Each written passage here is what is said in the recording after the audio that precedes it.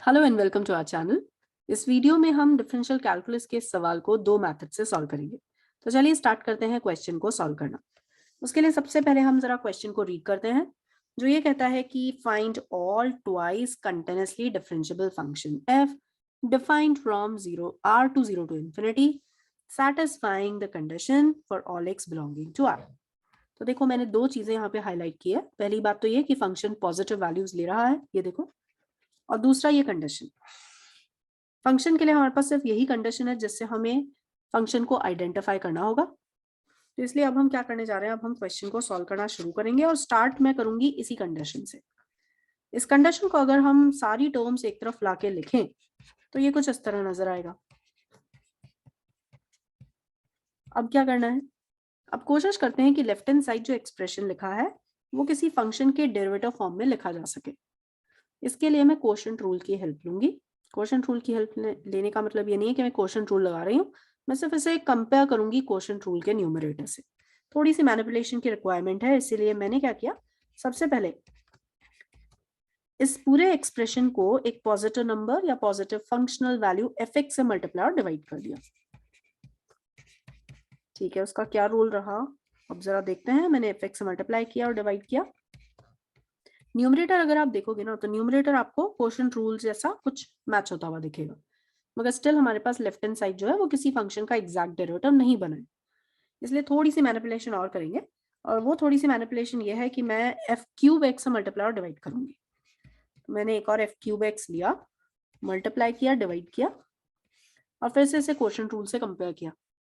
जब कंपेयर किया तो मैंने ये देखा कि मुझे मिल रहा है एफ क्यूब एक्स और साथ में एक एग्जैक्ट डेरिवेटिव किस फंक्शन का, F dash x upon F square x. अब आप वेरीफाई भी कर सकते हो, वापस से डिफरेंशिएट करके देखिए, आपको मिल जाएगा ये पूरा एक्सप्रेशन, ये वाला।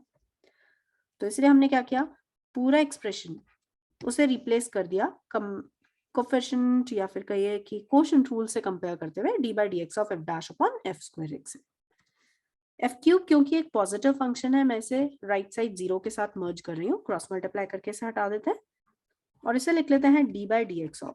अगर आप ध्यान से देखेंगे ना तो ये पूरा फंक्शन, ये जो एक्सप्रेशन है, इसे भी हम लिख सकते हैं D by D x of -1 upon F x greater than और इक्वल्स टू 0। यानी अब हमारे पास तैयार हो गया ये एक second order derivative d2 by D x square.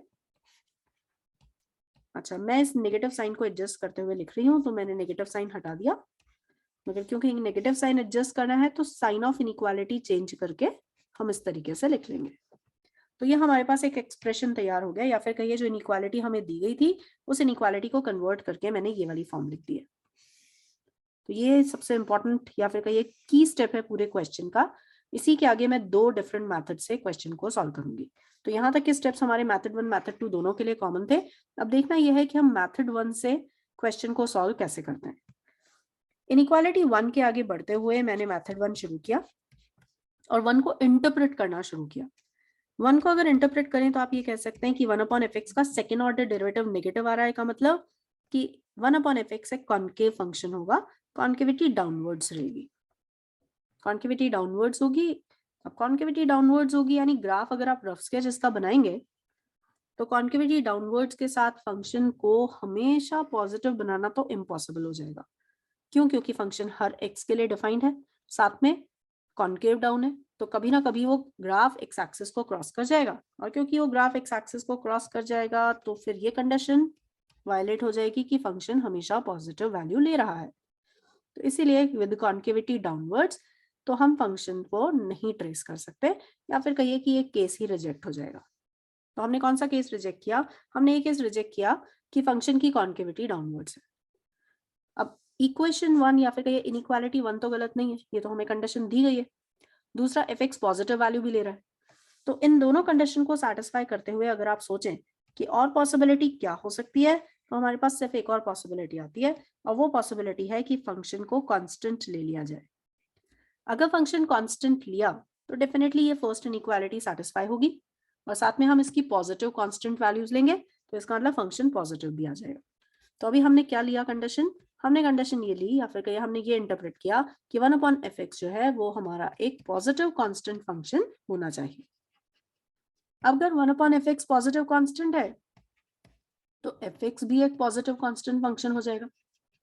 यानी बेसिकली हमने ये डिराइव कर दिया कि क्वेश्चन में दी हुई सारी कंडीशंस अगर सेटिस्फाई करवानी है तो सिर्फ और सिर्फ पॉजिटिव कांस्टेंट फंक्शंस ही लिए जा सकते हैं। यानी वो सारे फंक्शंस जो गिवन कंडीशंस को सेटिस्फाई कर रहे हैं वो सिर्फ और सिर्फ पॉजिटिव कांस्टेंट फंक्शंस है। अब यही आंसर हम मेथड 2 से भी डिराइव करेंगे, मगर उसमें मैं ग्राफिकल अप्रोच नहीं यूज करूंगी। देखते हैं हम किस तरीके से सेम रिजल्ट मेथड 2 से भी डिराइव करते हैं। चलिए तो स्टार्ट करेंगे मेथड 2। अब मेथड 2 में क्या करना है, एक बार जरा फिर से इक्वेशन इनइक्वालिटी 1 को मैं लिख लेती हूँ, d2/dx² ऑफ 1/fx। हमने ये लेस देन और इक्वल टू 0 प्रूव कर रखा है या फिर इंटरप्रेट किया हुआ है। अगर ये लेस देन और इक्वल टू 0 है तो चलिए 1/fx को एक नए फंक्शन gx से रिप्लेस करके लिखते हैं। अगर आप इसे 1/fx gx को 1/fx लिख रहे हैं या 1/fx को gx लिख रहे हैं, इसका मतलब ये हुआ कि यहां से हमारे पास आ गया g'(x) लेस देन और इक्वल टू 0। मगर g' के नेगेटिव होने का मतलब ये निकलता है कि g' एक डिक्रीजिंग फंक्शन है। अब g' एक डिक्रीजिंग फंक्शन है को हम किस तरह से यूज करेंगे क्वेश्चन में देखिए। मैंने दो रियल नंबर्स लिए a एंड b और a को b से छोटा मान लिया। साथ ही दो और रियल नंबर्स लेते हैं, u को a से छोटा लिया और एक और नंबर लिया v, रियल नंबर है जो b से बड़ा लिया। अब क्योंकि g' नेगेटिव है या फिर 0 है, इसीलिए हम ये मान सकते हैं कि थोड़ा ग्राफ से मैं आपको एक्सप्लेन करती हूँ कि सपोज ये हमारे पास gx का कुछ ग्राफ है। इस पे हमने 4 पॉइंट्स इनफेक्ट लिए। पहले पॉइंट का नाम रख दिया u, सेकेंड पॉइंट हम ले रहे हैं a, थर्ड पॉइंट हमारे पास b है। मैंने उसी ऑर्डर में मार्क कर दिया जिस ऑर्डर में हम पॉइंट्स a, b, u और v को लेते हैं। कॉरेस्पॉन्डिंग पॉइंट्स ऑन ग्राफ को भी हमने ABCD नाम दे दिया। क्योंकि g'(x) less than equal to 0 और g' एक डिक्रीजिंग फंक्शन है, इसीलिए हम ये कह सकते हैं कि AB का जो स्लोप होगा, आप ग्राफ में भी देख सकते हो, BC के स्लोप से ज्यादा होगा और BC का स्लोप CD के स्लोप से ज्यादा होगा। इक्वालिटी भी आ सकती है, क्यों? क्योंकि यहाँ पे इक्वालिटी हमें दी गई है, तो इसलिए इक्वालिटी भी पॉसिबल है कि तीनों स्लोप्स बराबर हो जाए। चलिए तो हम ये मैथमेटिकली कैसे लिखेंगे। अब इसी चीज को मैथमेटिकली लिखने के लिए मैंने स्टार्ट किया slope of AB। Slope of AB क्या है हमारे पास, ये आ जाएगा g(a) minus g(u) upon a minus u is greater than और इक्वल्स टू, ये आ जाएगा g(b) minus g(a) upon b minus a is greater than और equals to g(v) minus g(b) upon v minus b। और देखिए slopes उसी order में हमने लिख दिए हैं मैथमेटिकल फॉर्म में। अच्छा, क्वेश्चन में हमें दिया गया है कि f पॉजिटिव वैल्यूज लेता है, इसलिए g भी पॉजिटिव वैल्यूज लेगा और स्पेसिफिकली मैं g(u) और g(v) को पॉजिटिव लेते हुए आगे कंटिन्यू करूंगी। सारे g पॉजिटिव वैल्यूज ले रहे हैं, हम इन दोनों पे अभी कॉन्सेंट्रेट करते हैं और फिर से लिखते हैं। अब ध्यान से देखो मैं क्या कर रही हूँ, मैं लिख रही हूँ g(a) upon a minus u। Obviously कैसा होगा, ग्रेटर देन और equals to g(a) minus g(u) upon a minus u। This is greater than or equals to GB minus GA upon B minus A, greater than or equals to GV minus GB upon V minus B, and this is greater than or equals to। अब देखो अब क्या लिख सकते हैं हम इसे लिख सकते हैं G of V को मैंने हटाया, एक पॉजिटिव वैल्यू को मैंने हटा दिया, यानी वैल्यू रिड्यूस हो गई, तो minus G of B upon V minus B। इस पूरी इनइक्वालिटी से अभी मैंने कंक्लूड किया कि g(a) upon a minus u greater than और equals to gb minus g(a) upon b minus a is greater than और equals to minus g(b) upon v minus b। अब इस पूरी इनइक्वालिटी में हम क्या करने जा रहे हैं, हम u को लेके जाएंगे माइनस इन्फिनिटी की तरफ सो दैट पूरा नंबर लाइन कवर हो सके, और v को लेके जाते हैं प्लस इन्फिनिटी की तरफ।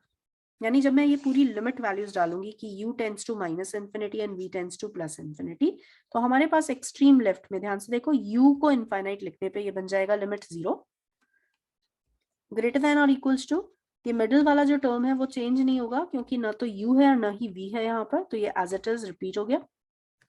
और एक्सट्रीम राइट में v को प्लस इन्फिनिटी लिखने पर ये बन जाएगा अगेन 0। बट दोनों साइड 0 का मतलब क्या कंक्लूड कर सकते हैं? अब हम ये कंक्लूड कर सकते हैं कि इसका मतलब gb minus G of A कैसा होगा? 0 होगा। अब अगर gb minus G of A 0 है तो इसका मतलब g of b is equals to g of A आ रहा है। अब g of b is equals to g of A किसके लिए आ रहा है? फॉर ऑल पेयर, कोई भी पेयर आप a और b ले लो रियल नंबर का, उन सभी के लिए g ऑफ a और g ऑफ b इक्वल है। बट अगर ये सभी a और b के लिए इक्वल है तो इसका मतलब तो ये निकलता है कि g ऑफ x एक कांस्टेंट फंक्शन है। अब अगर g ऑफ x एक कांस्टेंट फंक्शन है तो g ऑफ x क्या था? 1 upon F x. 1 upon F x एक कांस्टेंट फंक्शन है तो ऑब्वियसली f ऑफ x भी कैसा फंक्शन होगा? कांस्टेंट। साथ में f(x) को हमेशा पॉजिटिव वैल्यूज लेनी है, तो हमने फिर से ये निकाल लिया कि फंक्शन f ऑफ x एक पॉजिटिव कांस्टेंट फंक्शन आ रहा है।